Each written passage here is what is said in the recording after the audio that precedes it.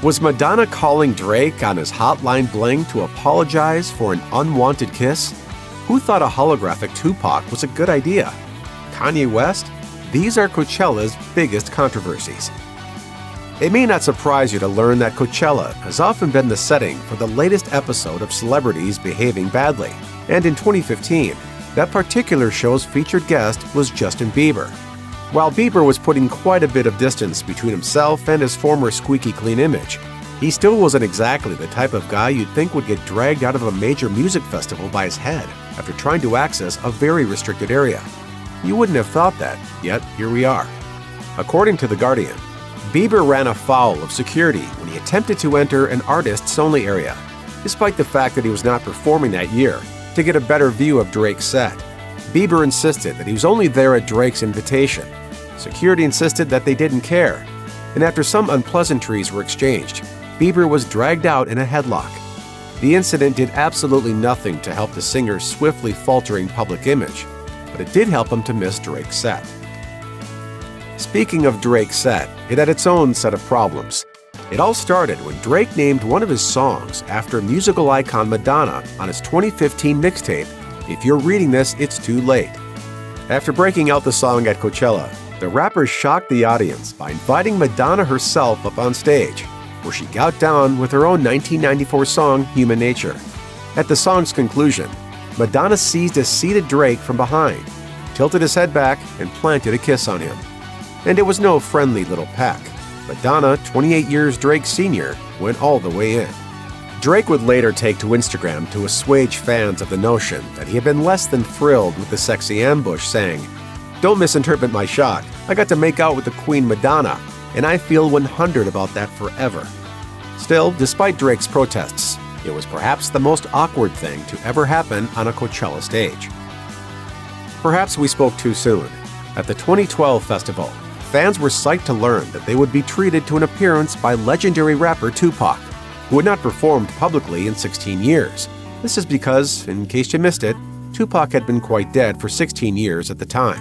Nevertheless, headliners Dr. Dre and Snoop Dogg called Pac in for an assist on a couple of iconic tunes. Via hologram, one of the first uses of the technology for the questionable purpose of raising deceased entertainers from the dead. In the name of God, now I know what it feels like to be God. After the set, which was received with an odd mixture of elation and extreme confusion, Dre and Snoop raised the possibility of hauling Pac's hologram out on the road for a tour, a development which thankfully failed to materialize. But the performance certainly got people talking, and that discussion was a bit of a mixed bag, to say the least. As reported by the New Zealand Herald, pop star Katy Perry stated that she cried when she saw old Pac's ghostly image. Questlove of the Roots, meanwhile, bluntly said that the hologram haunted him in his sleep. Sly Stone is a funky legend that is not up for debate. Albums like 1971's seminal There's a Riot Going On, and culture permeating singles like Everyday People and Dance to the Music made him a household name in the 60s and 70s.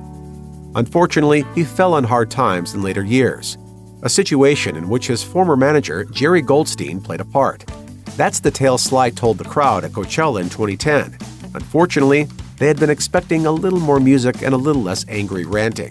According to LA Weekly, Sly turned in a set that was a sad spectacle, during which he would only sing a few bars of his classic hits at a time before pausing to wonder aloud how long he had to remain on stage to get paid, and also to go on at length about his financial troubles, which, in his estimation, were pretty much solely due to Goldstein.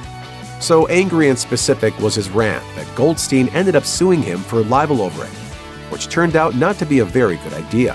Sly promptly filed a countersuit, and in 2015, a civil injury found that Stone was actually right. As reported by CNN, Goldstein, along with Sly's former attorney Glenn Stone, were ordered to pay $5 million in damages. Since its first show, Coachella has only missed 3 years. There was no event in 2000, the year after the inaugural festival, and the shindig was canceled in 2020 and 2021 due to the COVID-19 pandemic. This may have been a weird kind of blessing in disguise for the festival in 2020, as the lineup that was announced that year was poised for a not insignificant amount of blowback. That year, attention was being called to the fact that Coachella had only ever had 4 female headliners up to that point, and the 2020 lineup put a big, glaring spotlight on the issue. It wasn't just that all 3 headliners, Rage Against the Machine, Travis Scott, and Frank Ocean, were a bunch of dudes. It was more the fact that sitting below those dudes, aced out of headliner status, was Lana Del Rey, whose 2019 album received widespread critical adulation and won an Album of the Year Grammy.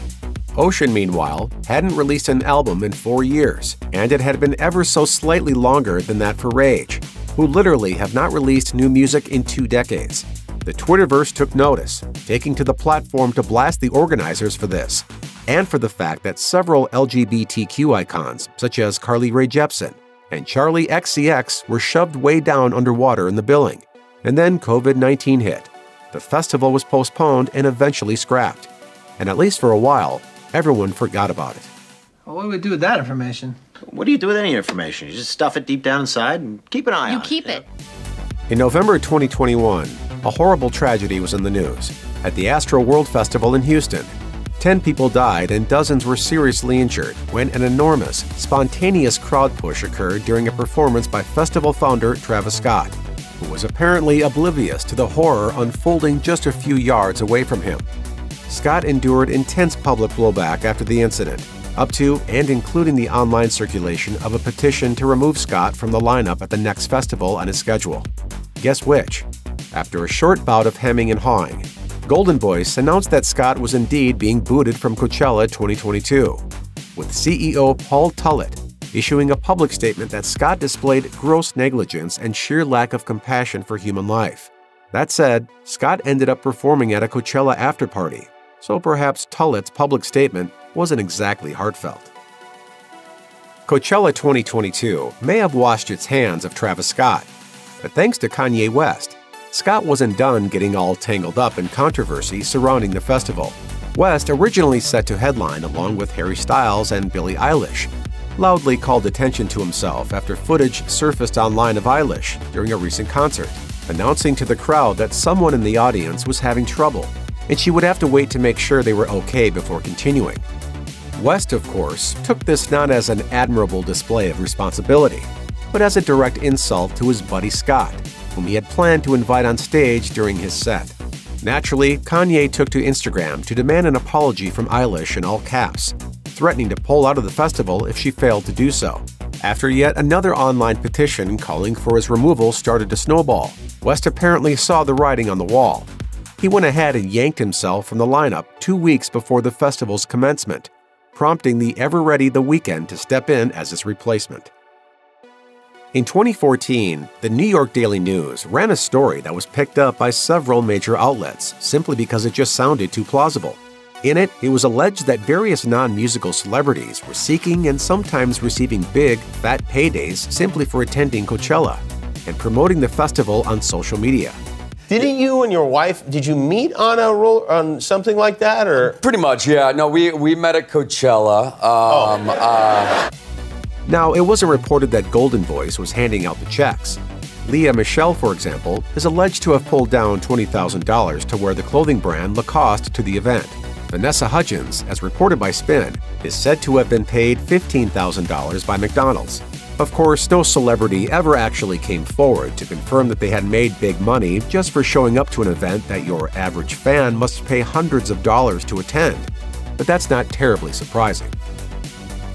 For years, some high-profile festival attendees have taken a bit of flack over some of the fashions, hairstyles, and accessories they choose to wear to Coachella.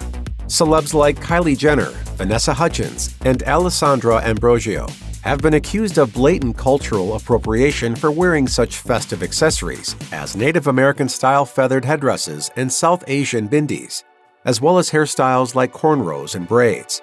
This issue has dogged the festival for quite some time.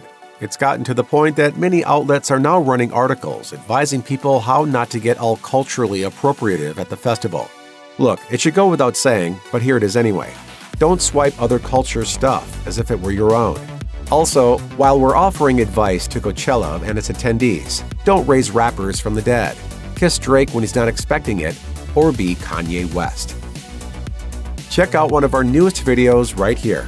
Plus, even more grunge videos about your favorite musicians are coming soon. Subscribe to our YouTube channel and hit the bell so you don't miss a single one.